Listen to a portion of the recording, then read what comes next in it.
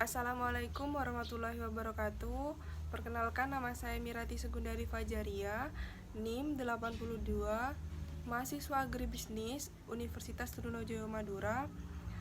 Video ini saya buat untuk memenuhi tugas yang diberikan oleh dosen pengampu mata kuliah metode kuantitatif bisnis 2 yang diampu oleh Ibu Resti Prastika Destiani, SEMSI.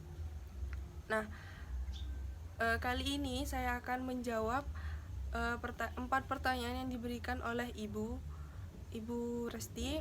Yang pertama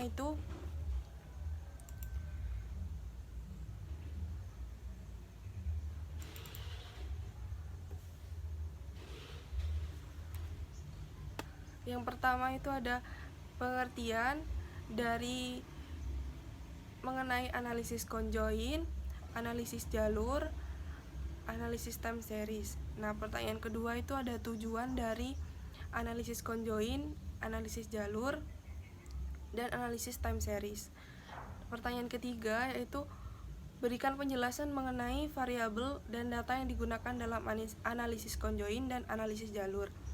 Pertanyaan keempat itu ada penjelasan mengenai istilah pada umumnya yang digunakan dalam analisis time series, stationaritas, dan kointegrasi. Oke, menjawab pertanyaan yang pertama yaitu pengertian mengenai analisis conjoin. Analisis conjoin atau yang disebut dengan conjoint analysis dalam bahasa Inggris merupakan teknik untuk mengukur preferensi suatu konsumen tentang atribut sebuah produk atau jasa, di mana analisis conjoint ini menggunakan teknik analisis multivarian yang digunakan secara khusus untuk mengetahui bagaimana persepsi seseorang terhadap suatu objek yang terdiri atas satu atau banyak bagian. Nah, analisis multivarian itu merupakan analisis yang lebih dari dua variabel yang biasanya menggunakan variabel independen dan variabel dependen, yang mana kata lainnya itu variabel terikat dan variabel bebas. Nah, analisis conjoint ini didasarkan dengan konsumen mengevaluasi nilai suatu produk atau jasa dengan mengkombinasi jumlah dari nilai yang disediakan dari masing-masing faktor. Nah, hasil utama dari analisis ini adalah untuk membentuk suatu desain produk, barang atau jasa, objek tertentu yang diinginkan oleh sebagian besar responden. Selanjutnya, pengertian dari analisis jalur atau path analysis. Teknik ini dikembangkan oleh Sewall Wright di tahun 1934. Teknik ini sebenarnya pengembangan dari korelasi yang diurai menjadi beberapa interpretasi akibat yang ditimbulkannya. Analisis path ini merupakan analisis lebih lanjut dari analisis regresi yang mana menjelaskan lebih kompleks mengenai pengaruh tidak langsung dari suatu variabel bebas melalui variabel intervening terhadap variabel terikat. Jadi, terdapat 3 variabel yang ada di di analisis jalur. Nah, teknik pengujian yang memungkinkan pengguna dapat menguji proporsi teoritis mengenai hubungan sebab akibat tanpa memanipulasi dari variabel-variabel tersebut. Nah, yang ketiga ini pengertian dari analisis time series, di mana time series adalah suatu himpunan pengamatan yang dibangun secara berurutan dalam waktu tertentu yang dibutuhkan untuk melakukan peramalan yang biasanya itu disebut dengan lead time yang bervariasi pada tiap persoalan. Nah, berdasarkan himpunan pengamatan tersebut tersedia time series yang dinyatakan kontinu jika himpunan pengamatan tersebut dikatakan kontinu dan dikatakan diskrit bila himpunan tersebut juga diskrit. Jadi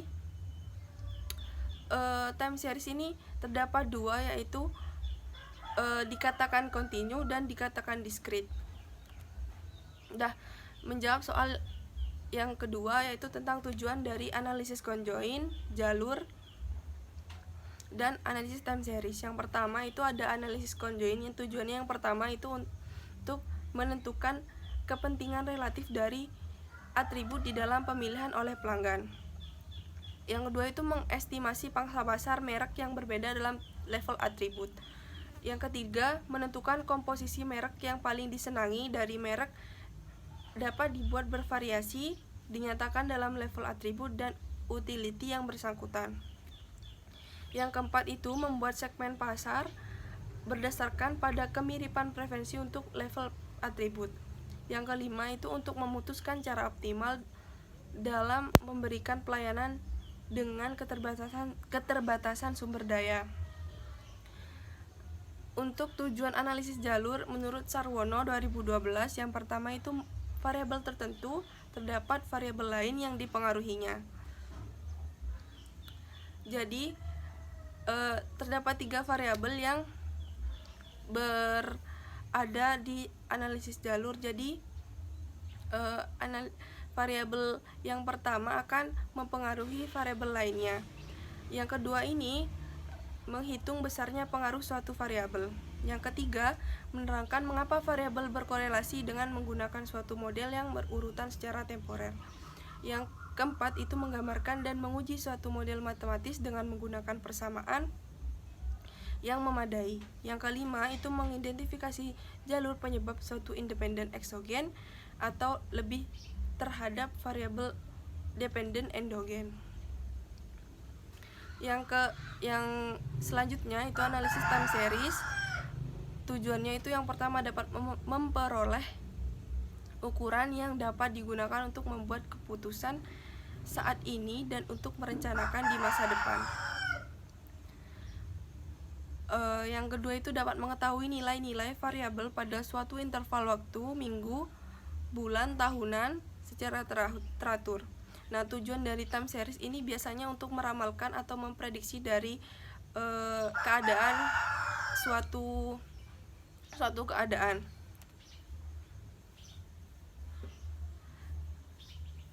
Nah, pertanyaan ketiga itu tentang variabel data yang digunakan analisis conjoin dan analisis jalur.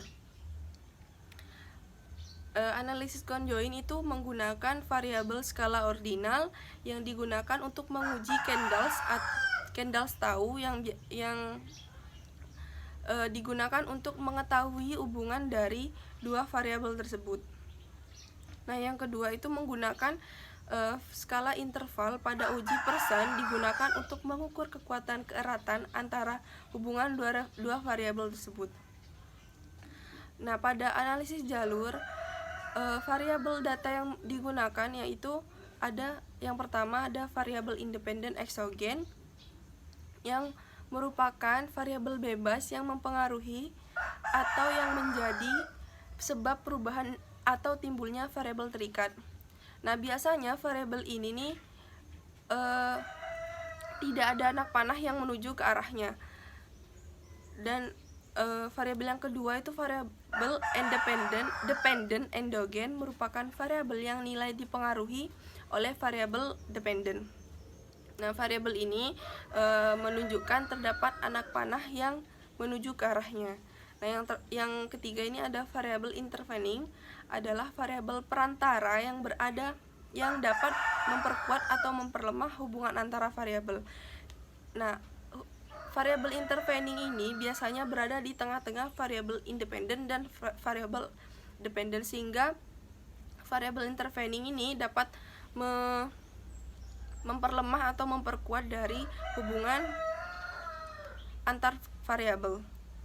Yang keempat ini variabel skala interval, yang mana variabel ini harus berdistribusi normal dan harus melewati atau memenuhi uji asumsi klasik, yaitu uji normalitas dan lain-lain. Dan untuk soal yang terakhir yaitu tentang istilah dalam analisis time series, stationaritas, dan kointegrasi. Nah, istilah dalam time series itu yang pertama ada tren. Tren adalah perkembangan jangka panjang dalam suatu runtut waktu yang dapat digambarkan dengan sebuah garis lurus. Dalam analisis tren ini, variabel bebasnya itu adalah waktu. Nah, yang kedua itu ada variabel siklis, adalah suatu seri fluktuasi seperti siklus yang mempengaruhi keadaan selama dari 1 tahun. Yang ketiga adalah musiman. Musiman ini dijumpai pada data yang dikelompokkan secara kuartalan, bulanan, atau mingguan. Yang keempat ini ada fluktuasi tak beraturan, yang dimana dia terbentuk dari fluktuasi yang disebabkan oleh peristiwa yang tak terduga dan sulit diprediksi. Nah, selanjutnya istilah dari stationaritas. Yang pertama itu ada spurious regression, adalah regresi yang memiliki nilai koefisien determinasi atau R kuadrat yang tinggi namun tidak ada hubungan yang berarti antara variabel keduanya. Nah, yang kedua ini ada mean, varians, covariance. Nah, ketiganya ini harus dikatakan stationaritas apabila sejalan dengan waktu. Nah, mean sendiri artinya kan rata-rata jumlah data. Varian adalah ukuran dari seberapa tersebarnya data. Nah, yang covarian adalah angka yang dimasukkan ke dalam rumus untuk menghitung relasi. Yang terakhir ini ada istilah kointegrasi.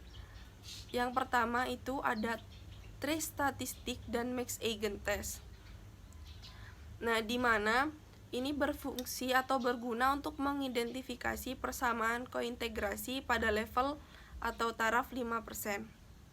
Yang kedua ini ada equilibrium, yang mana artinya itu keseimbangan jangka panjang antara variabel independen dengan variabel dependen.